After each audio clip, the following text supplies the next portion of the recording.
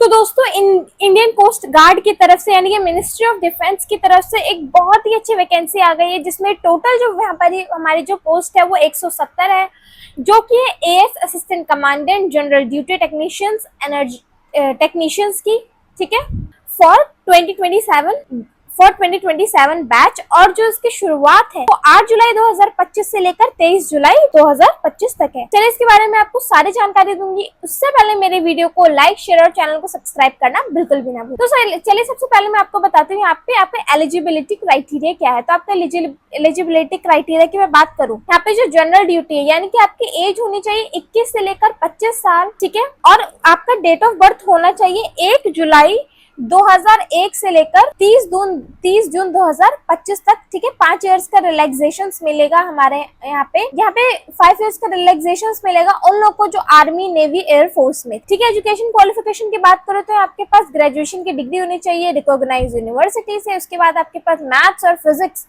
जो है आपका वो क्लास 12 का होना चाहिए, ठीक है। आपके पास डिप्लोमा होना चाहिए, आपके पास डिप्लोमा होना चाहिए फिजिक्स और मैथ्स का, ठीक है। दूसरी हमारे पास है टेक्निकल, मैकेनिकल, इलेक्ट्रिकल, इलेक्ट्रॉनिक्स, जिसके लिए 21 से 25 साल है, ठीक है। इसमें भी वही सेम डेट ऑफ बर्थ है। 5 इयर्स रिलैक्सेशन मिलेगा जिन्होंने पहले काम करा हुआ है। और उसके बाद यहाँ पर आपके पास इंजीनियरिंग की डिग्री होनी चाहिए जो कि रिकॉग्नाइज्ड यूनिवर्सिटी से हो, नेवल आर्किटेक्चर का या फिर मैकेनिकल का या फिर मेराइन का या फिर ऑटोमोटिव या फिर मैकेट्रॉनिक्स या फिर इंडस्ट्रियल प्रोडक्शन या फिर मेटलर्जी या फिर डिजाइन एरोनॉटिकल या फिर एरोस्पेस का, ठीक है। उसके बाद आप यहाँ पे देख ही सकते हैं, सब रिकॉग्नाइज्ड यूनिवर्सिटी से आपका होना चाहिए। यहाँ पे आप लोग देख लो, और भी आगे से एलाबोरेट करके बताया गया है।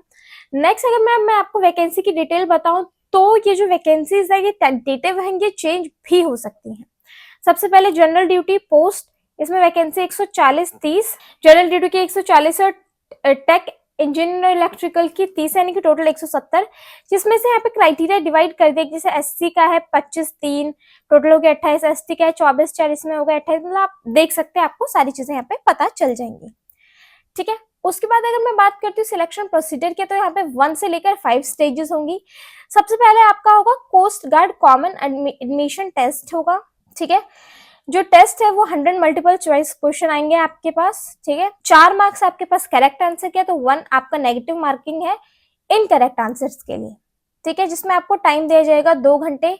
और मीडियम ऑफ टेस्ट आपका इंग्लिश होगा। आप देख सकते हैं यहाँ पे कंबाइंड सीजी CA8 है, जैसे सब्जेक्ट आपके पास ए है इंग्लिश, बी है reasoning and numerical ability, C है general science and mathematical aptitude, D है general knowledge. Number of question 25-25, duration 2 घंटे, ठीक है। स्टेज 2 प्रीलिमिनरी सिलेक्शन बोर्ड है, ठीक है। इसमें आपका होगा कंप्यूटराइज कॉग्निटिव बैटरी टेस्ट और दूसरा आपका होगा पिक्चर परसेप्शन और डिस्कशन टेस्ट, ठीक है, जो कि आपका इंग्लिश हिंदी दोनों लैंग्वेज में होगा। इसमें आपका डिस्कशंस वगैरह भी होगा, ठीक है। रिकमेंड है भी और नहीं भी है। उसके बाद आपका कैंडिडेट का वेरिफिकेशन भी है, डॉक्यूमेंट वेरिफिकेशन है, अलॉटमेंट ऑफ सेंटर्स है। तीसरा आपका FSB स्टेज 3, ठीक है। स्टेज 4 आपका मेडिकल एग्जामिनेशन है। स्टेज 5 है आपका इंडक्शन, जिसमें क्या है, इसमें आपको सिलेक्ट किया जाएगा ट्रेनिंग्स के लिए, ठीक है। इसका जो लास्ट डेट है वो 27 दिसंबर 2026। रिजल्ट डिक्लेरेशन वैसे तो 30 डेज में हो जाता है टेंटेटिवली, लेकिन उसके लिए भी कुछ चेंजेस वो सब आपको पता चली जाता है। उसके बाद मैं यहाँ पे बात करूँ कि जो कैंडिडेट शॉर्टलिस्ट होंगे उनको किन किन चीजों की जरूरत होगी। आपके पास 10th की मार्कशीट होनी चाहिए, 12th की marksheet, certificate, diploma year wise, ठीक है। उसके बाद आपका graduation, post graduation year wise, semester, tri semester सब होना चाहिए। Original provisional certificate for degree, ठीक है। कैटेगरी सर्टिफिकेट होना चाहिए एंड उसके बाद candidate serve in government organisation, ठीक है। एग्जामिनेशन फीस यहाँ पर ST SC के लिए यहाँ पर एग्जाम्प्टेड है। 300 जो यहाँ पे दी हुई है वो जो जनरल पीपल्स होते हैं उन लोगों के लिए है, जो रिजर्वेटेड नहीं है। ट्रेवल एक्सपेंसेस की बात करूँ तो यहाँ पे SC SC कैंडिडेट्स जो होते हैं, जो सेंट्रल स्टेट गवर्नमेंट के द्वारा एम्प्लॉयड नहीं होते हैं, उनको यहाँ पर ट्रैवल एक्सपेंस मिलता है। लेकिन आपके घर से जो स्टेशन है वो 30 किलोमीटर अगर दूर है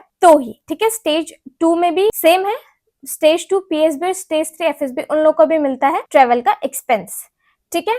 इसके लिए आपके पास 3 सेट ऑफ कॉपीज होनी चाहिए, एडमिट कार्ड की, कास्ट सर्टिफिकेट की और जर्नी टिकट। ठीक है, यहाँ पे टेंटेटिव शेड्यूल है एग्जामिनेशन का, जैसे कि जीडी टेक, इसमें जैसे कि स्टेज 1 18 सितंबर है, स्टेज 2 नवंबर 25 है, स्टेज 3 26 अक्टूबर 2026, स्टेज 4 26 अप्रैल 2026 और स्टेज 5 दिसंबर 26। यहाँ पे डॉक्यूमेंट रिक्वायर है। उसके बाद यहाँ पे कॉम्पनसेशन क्या क्या है आप देख सकते हैं, आपको पता चल जाएगा असिस्टेंट कमांडमेंट का, डेप्यूटी कमांडेंट का और डेप्यूटी इंस्पेक्टर जनरल का। ठीक है, उसके बाद कॉम्पनसेशन के अलावा आपको जो बेनिफिट्स दिए जाएंगे वो यहाँ पे है, मेडिकल कवर है, फर्निश्ड गवर्नमेंट अकोमोडेशन है for self and family, 45 days earn leave है, 8 डेज कैजुअल लीव है, नेशनल पेंशन स्कीम है, कैंटीन फैसिलिटी है, learn and participate in various sport and adventure activities है, provision of free ration money allowance है। ठीक है, तो मैंने आपको लगभग सारी जानकारी दे दी है, और ऐसी वीडियोस के लिए मेरे चैनल गवर्नमेंट जॉब डायरेक्ट को लाइक शेयर सब्सक्राइब करना बिल्कुल ना